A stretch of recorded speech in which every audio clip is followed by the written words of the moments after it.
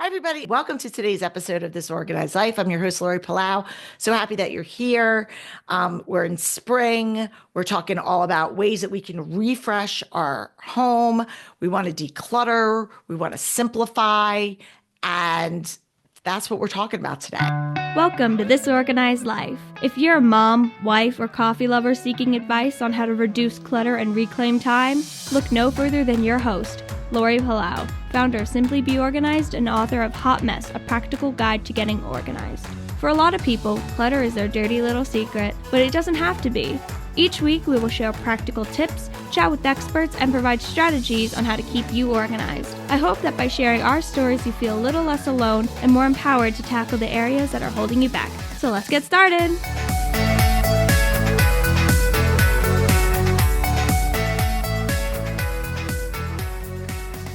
And so, one of the things that I experience myself and I hear from so many people is I don't have a big budget. I want to make some changes, but I don't have the money for like a complete renovation. I just find like the stuff in my house, I don't like it. It feels stale, it feels old. And when we get in that rut of feeling that way, it makes it really hard to like find the motivation to want to organize or keep things organized. I know, and it's funny because if you follow me on social media, you know that we have this vacation investment house that we recently bought and we're rehabbing. And everything's new, right? We like gutted bathrooms and we refinished floors and we painted cabinets and all the things, right? So it's basically like we took this like old cottage and gave it a facelift. And that was a big deal, right? And I understand not everybody's in the position of that, but because everything feels new and fresh, I want to keep it more organized than ever before, right? And I come back and I look at our regular house, like our everyday house, and I'm kind of like, oh, well, same old, same old. And I have to work mentally harder to want to like keep it organized than I do for our vacation house.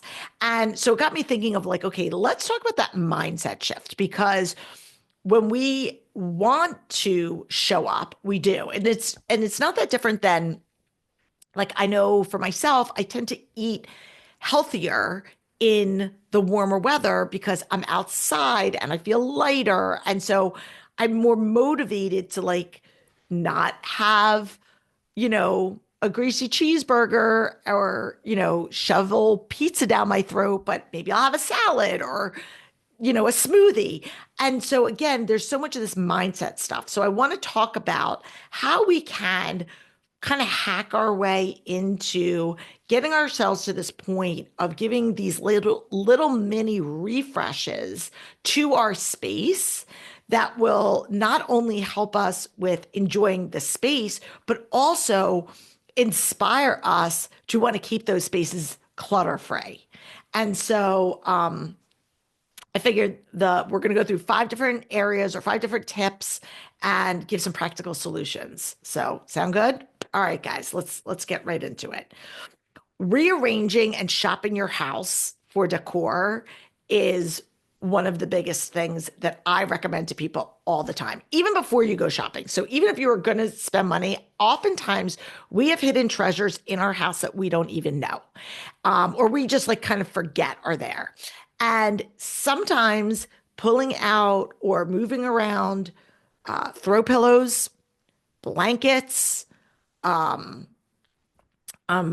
vases, like those decor candles, trays to corral things that we have and we cycle them out, all of a sudden can give your space a new look. And I know for me in our home, I've got a couple of different zones that I cycle out seasonally. So I know that there's this one, I have like a sideboard table. It's sort of like as you come into our entry, like once you enter the house, and you come into the main living space, it's sort of like an anchor of where our kitchen and living room is. And I will swap out the little, I'm not a big tchotchke person, but I will swap out. I have a tray. What tray I have there? I will swap out candles. I will swap out some of the decor that I have there. I will maybe sometimes make it a little seasonal, sometimes I'll make it generic. Like, but that is like my one zone.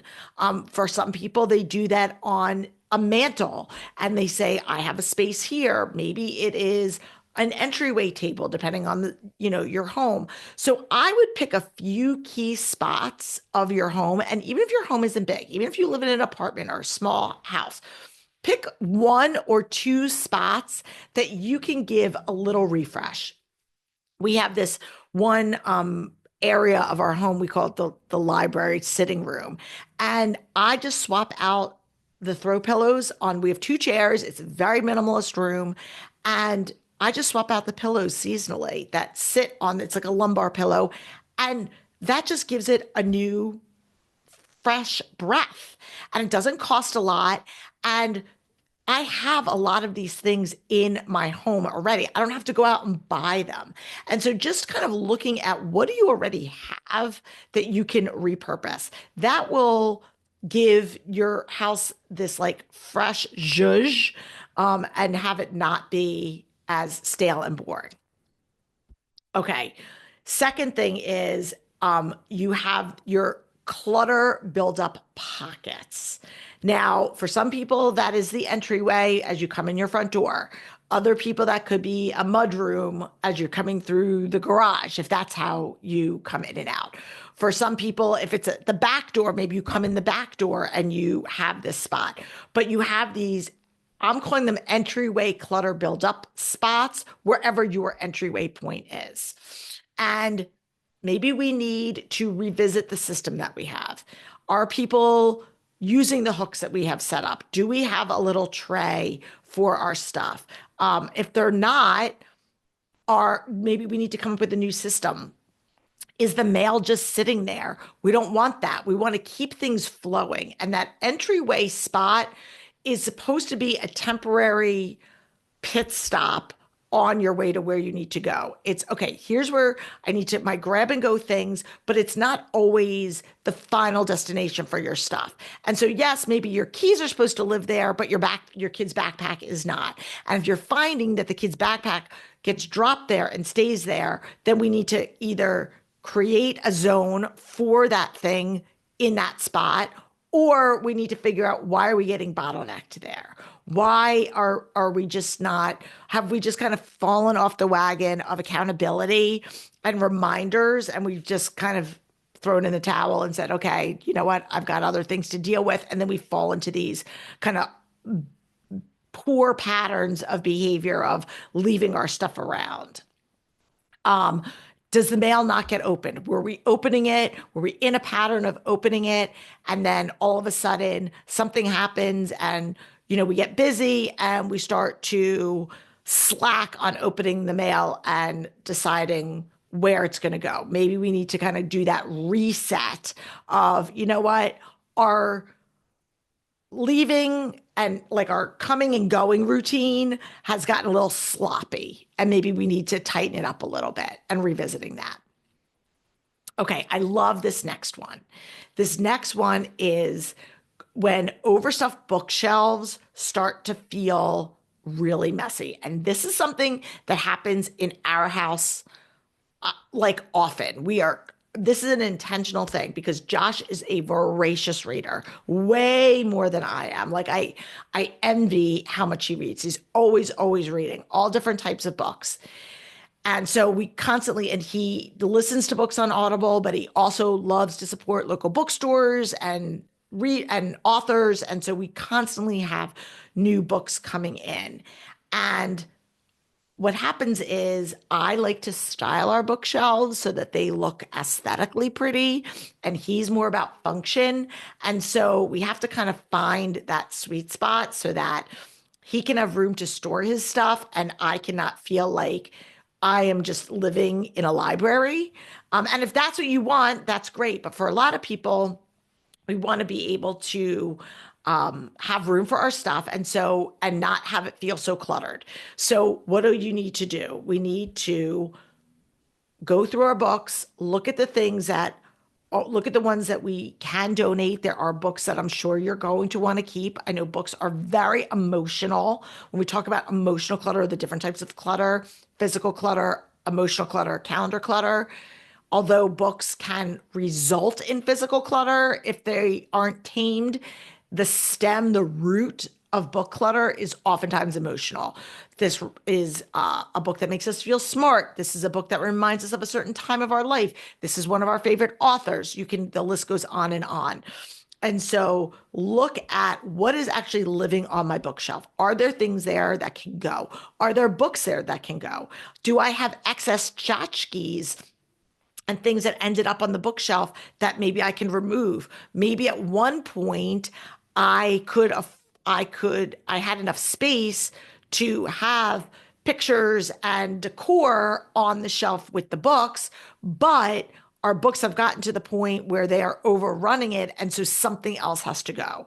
And so I think it's about identifying, how do we want this place to look? How do we want this space to look? And what can we get rid of it? What can we eliminate and get rid of that will not allow this bookshelf to just look like it's attracting clutter and dust?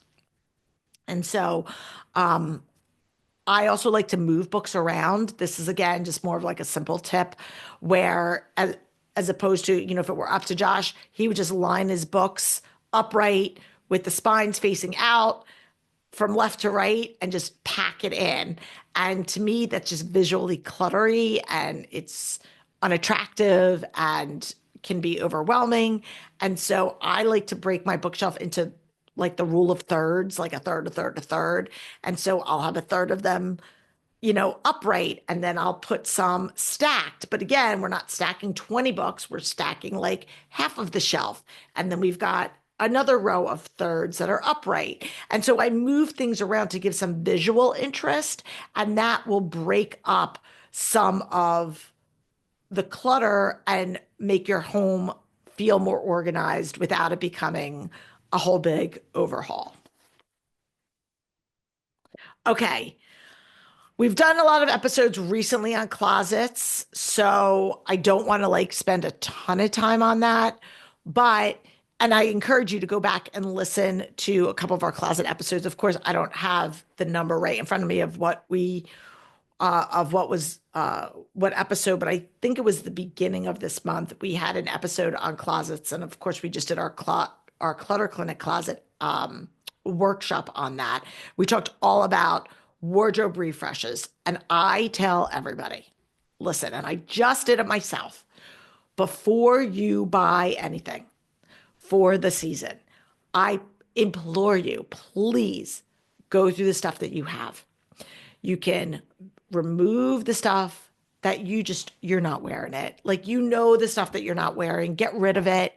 And then really look at what are things that I can maybe pair together. Maybe for you, it means, let me make some capsule wardrobes. Let me kind of say what goes well with, what goes well. I have these, cream color pants. Let me spend a little bit of time looking at what do I have in my closet that can pair well. Let me come up with some ideas of things. And if you're not good at this, I guarantee you probably have a friend who is. I rely on my bestie, Michelle, to come and help me kind of figure out what goes well with what. Also, this is a shameless plug for my friend, Jeannie Stith over at Your Color Guru. When you get your, like, I did my clutter analysis my color analysis. And so now all of the things that are in my closet fall under this like spectrum of what colors look good on me. And so the majority of things will mix and match with each other.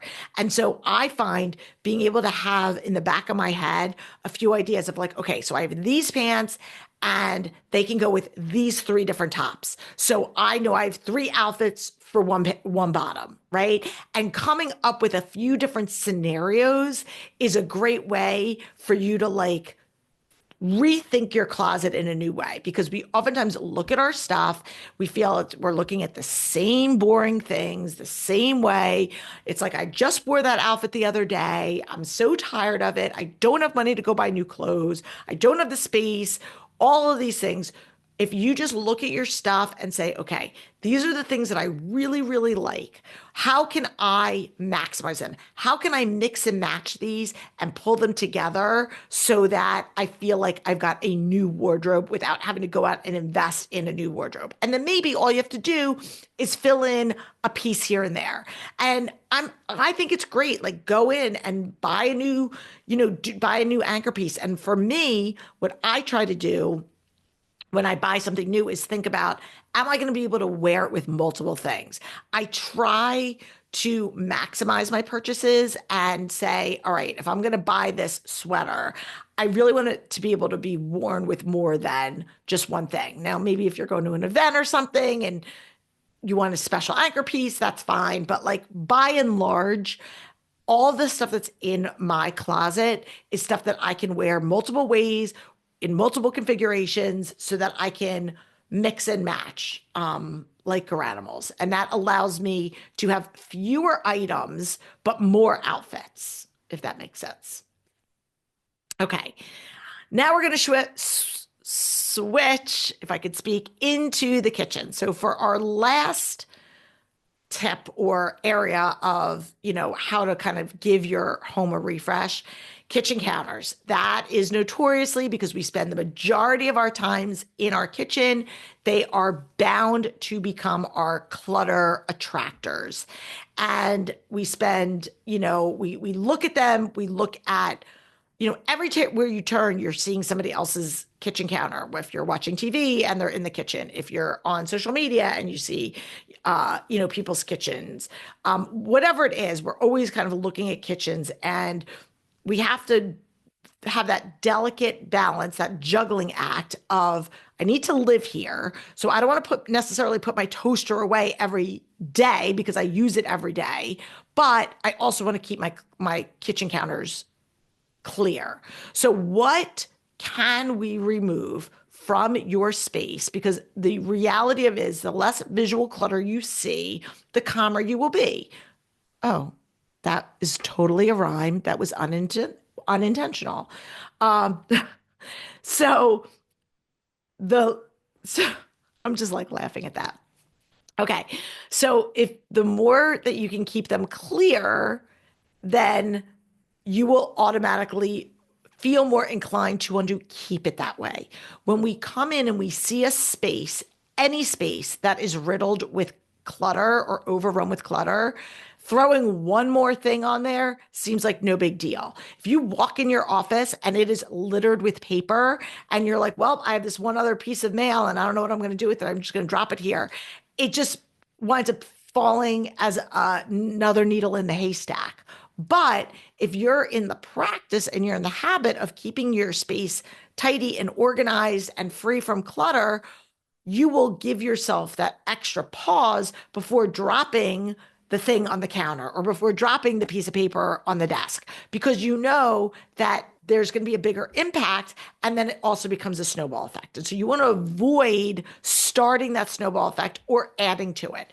And so if you are feeling like, I need to give my space a spring refresh, let's just start with the countertops. Let's start with the surfaces. And so whether that's your kitchen, whether that's your office, whether that's your dresser, that's another big clutter attractor.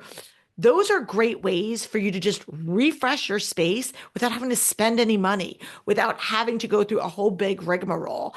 And you can oftentimes do this by yourself, and hopefully it's not going to take a long time. You could just pop in a podcast and listen to it, or if you're listening to an audiobook or music, whatever, and just say, I want to get this space clutter free. And that means putting the stuff that's on there in its proper home, or if you don't have a proper home, it's about deciding where that is. And if you can create a home for those items, then that will avoid that clutter from creeping back. And that's the beauty of it. So often we have these clutter traps on our surfaces because we don't have a designated home. So by default, those surfaces become the designated home. And that's what we want to avoid. So let's create a space for those things. Obviously, if they're living here, then they must have some level of importance, because if they weren't important, then we would just get rid of them. So if it's important enough to live there, then it's important enough for it to warrant its own home. And we need to figure out what that is so that the surface, the kitchen counter, the top of the dresser, the office desk does not fall into the space of being the drop zone for all the things. I hope this has been helpful. I love these like kind of quicker tip, very actionable episodes, because I think it allows you, or hopefully it allows you to say, all right, this is where I'm struggling, or this is something that I can bite off today. And I'm not saying that you need to bite off all of these. Pick one area and say, this has been a little source of contention. I'm feeling a little dejected in my home. I'm feeling unmotivated. I think I need to put a little, pep in my step and make me fall in love with my house again, fall in love with my space again. And if we can spend a little time giving a little TLC to some of these areas that we oftentimes forget, overlook, ignore, or just kind of walk past, it can make a huge difference. Trust me, I do it in my own home and I notice it, and I know that you can too. So I hope this has been helpful. And again, if you want more tips, I would love for you to join our Clutter Clinic series. It's where we go live once a month. We do a deep dive. You get to ask your own questions. We are doing an entire series on a variety of different topics. You can get the bundle or just pop in for the Clutter Clinic. That makes the most sense to you. But I would love to see you there. So there's a link in the show notes that can give you more details. Or, of course, always visit our website, which has tons of resources, both paid and free. That's simply the letter B like boy, organized.com. And if you go /workshop, that'll take you right to our Clutter Clinic page. So until next week, I'm Lori Palau. Peace out. Thanks for tuning in. If you like this episode, please spread the love and share it with your friends. And if this is your first time joining us, make sure to click the subscribe button wherever you are listening so you never miss an episode. And while you're there, please leave us a review so other people know that our show is worth a listen. You can also find us on YouTube and Instagram at This Organized Life Podcast. And if you'd like to connect with us, you can head on over to our website at simply the letter B like boy, organized.com, which is filled with tons of resources, including free downloads, checklists, links to our amazing organizing partners, and all of our digital offerings. I'll see you next week for another episode of This Organized Life.